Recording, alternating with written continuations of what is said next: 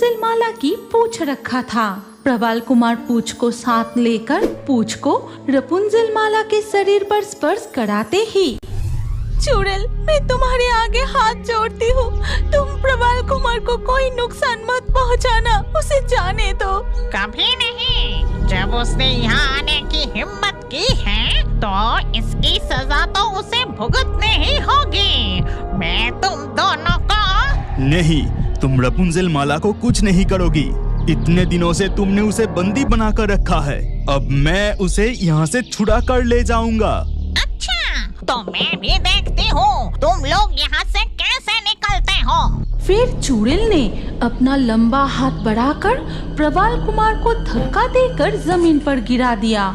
इसके बाद चुड़ैल रपुंजल माला के पास जाकर अपनी नाखून से उसके लंबे बाल काट लेती है। इस लड़की के बालों में ही उसकी सारी शक्ति थी, अब वो शक्ति मेरे पास है। अब मैं देखती हूँ तुम दोनों यहाँ से कैसे निकलते हो। अगर निकल भी गए तो तुम इसे कभी इसके असली ठिकाने तक नहीं पहुँचा पाओगे जल कुमार, क्योंकि इसकी जल परी की पूंछ मैंने एक गुप्त जगह में छुपा दी है और वो तुम कभी ढूंढ नहीं पाओगे।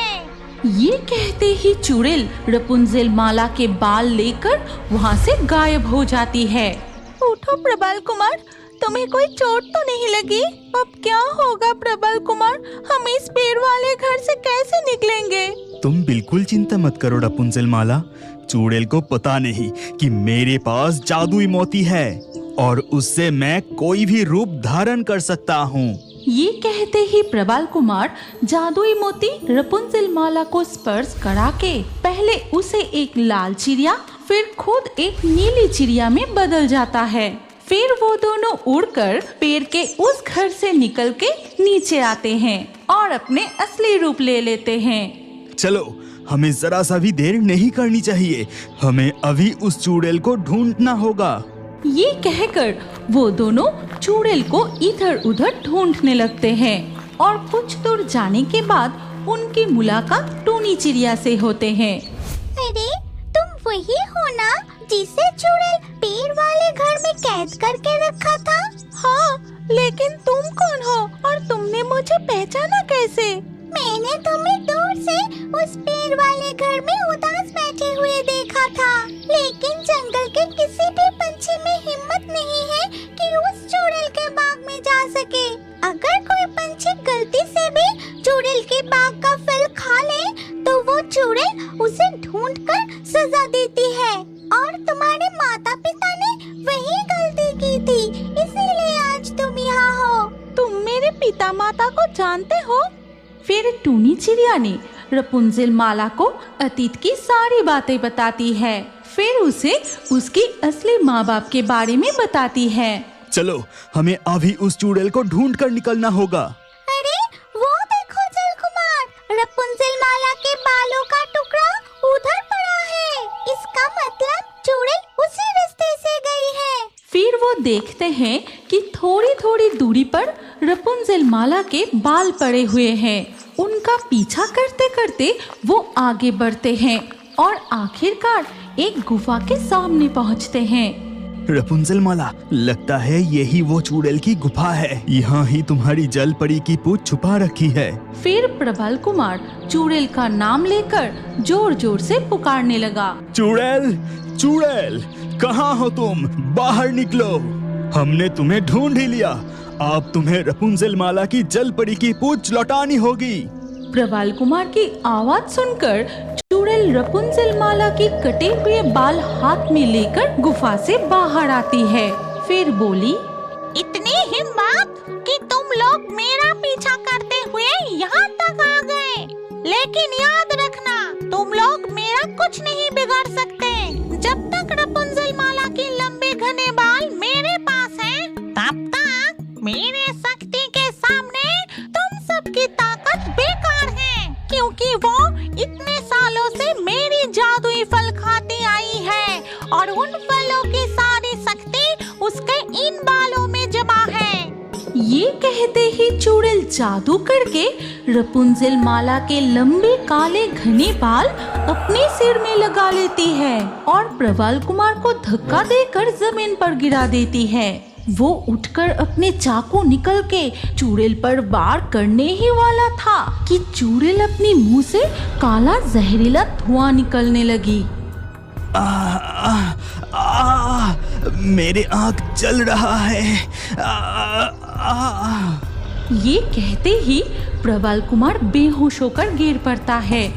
तभी टूनी चिड़िया कहती है, रपुंजल माला, चुड़ैल को हराने का एक ही तरीका है। वो जादू से तुम्हारे बाल अपने सिर में लगा लिया है। अगर तुम उन्हें नष्ट कर दो तो चुड़ैल हार जाएगी।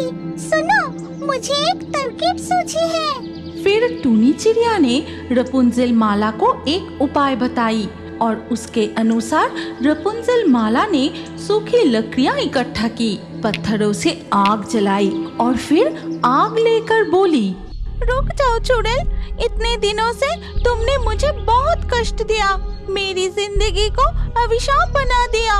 अब तुम्हारा विनाश मेरे हाथ होगा। ये कहकर रपुंजल माला ने चुड़ैल के बालों में आग लगा दी। अरे बाप रे, जल गई रे, जल गई, मैं मर गई रे।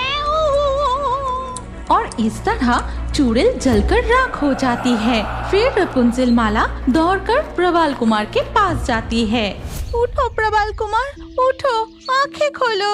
रपुंजल माला की पुकार सुनकर प्रवाल कुमार को होश आता है, लेकिन ये क्या? मुझे कुछ दिखाई क्यों नहीं दे रहा? मेरे सामने अंधकार क्यों है? रपुंजल माला, मुझे कुछ दिखाई नहीं दे रहा है।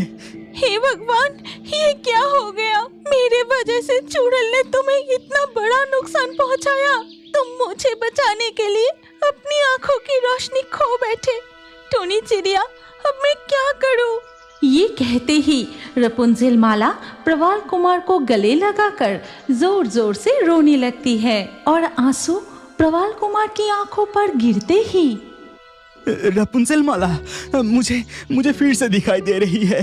हाँ, मुझे साफ दिखाई दे रहा है। तुम्हारी पवित्र आंसू से मेरी आंखों की रोशनी लौट आई। अब मैं तुम्हें तुम्हारे पिता माता के पास ले जाऊंगा। चलो, पहले तुम्हारी जल परी की पूंछ गुफा से ले आते हैं। फिर रपुंजल माला और प्रवाल कुमार गुफा के अंदर प्रवेश करके एक छोटे से जलाशय देखते हैं, जहाँ रपुंजल माला की पूंछ रखा था। प्रवाल कुमार पूंछ को साथ लेकर गुफा से बाहर आते हैं और नदी किनारे जाकर पूंछ को रपुंजल माला के शरीर पर स्पर्श कराते ही रपुंजल माला एक जलपरी में बदल जाती है। धन्यवाद टूनी चिड़िया, आज अगर तुमने मदद नहीं की होती तो हम कुछ भी नहीं कर पाते। धन्यवाद दोस्त टूनी चिड़िया।